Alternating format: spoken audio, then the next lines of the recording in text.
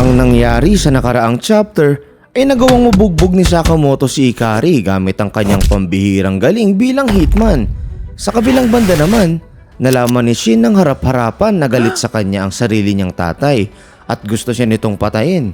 Pero sa kabutihang palad, napigilan ni Sakamoto ang pagtutok ng baril sa kanya nang paliparin nito si Ikari papunta doon.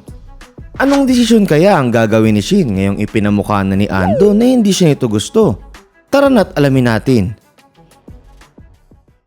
Ipagpapatuloy natin ang kwento sa chapter 201 na pinamagatang What Took You. Pagtayo ni Ikari pagkatapos itong malaglag kay Ando, nang gigigil nitong sinabi kay Sakamoto na ang lakas ng kanyang loob na pahiyain ito sa harapan nun, kung saan napakomento naman si Sakamoto na medyo creepy siya. Napakunot naman ng noo si Shin dito habang inaalala yung sinabi ni Ando sa kanya na ngayon ay pwede niya nang i-purge ang regret nito.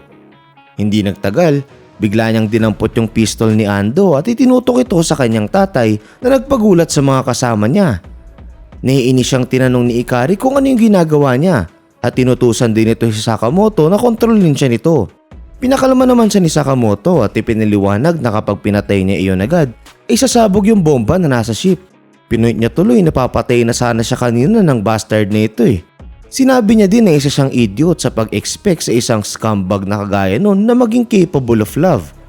Tinanong naman siya ni Ando kung talaga bang sa tingin niya ay kaya niya nang hilahin yung trigger at sinabi na inakala nito na pumunta siya doon para hanapin ang kanyang tatay. Dahil doon ay galit na sumigaw si Shin na sinubukan na nitong patayin yung sarili nitong anak. Kaya mamatay na lang daw siya dito ngayon. Question naman siya ni Ando na kung ibig sabihin din ba nun ay isasama niya ang lahat ng passengers. At kung gayon daw ay ano kayang iisipin ni Asakura sa kanya kapag ginawa niya yun. Tila nang gigil na si Shin at pinoint na basura itong si Ando at wag daw nitong idama yung old geezer na yon sa usapan nila. Hindi na napigilan ni Shin yung galit niya at sinimulan niya ng hilahin ang trigger ng pistol kaya napasigaw si Ikari na tumigil siya doon.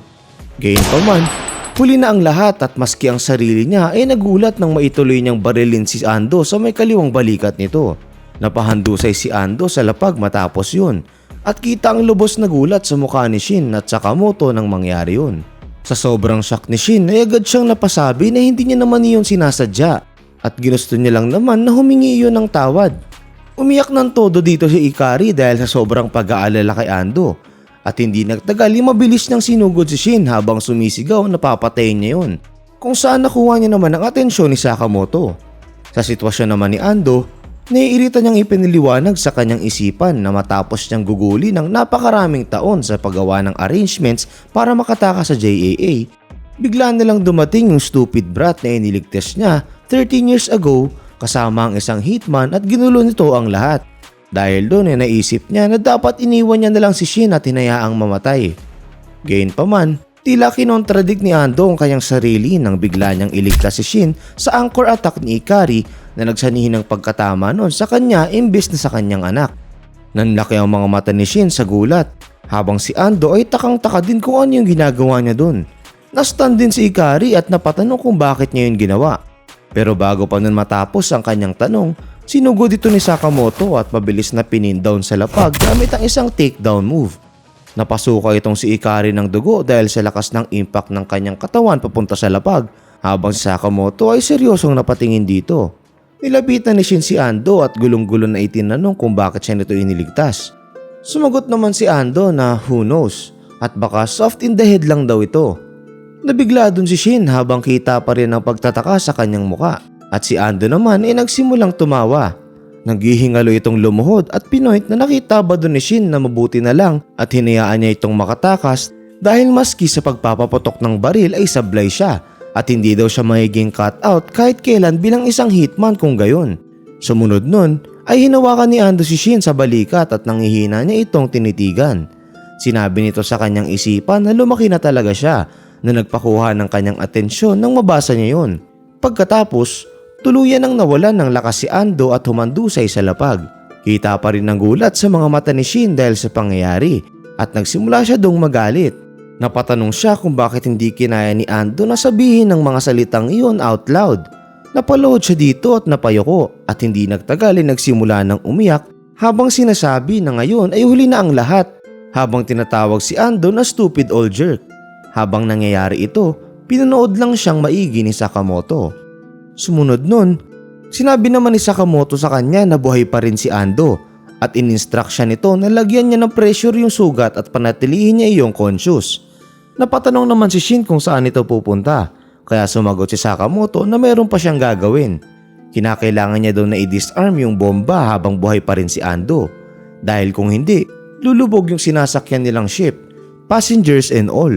Sinabi naman ni Shin sa kanya na nasa engine bay yung bomba at nang sasabihin pa lang nito na sasama ito sa kanya, agad siyang hindi pumayag.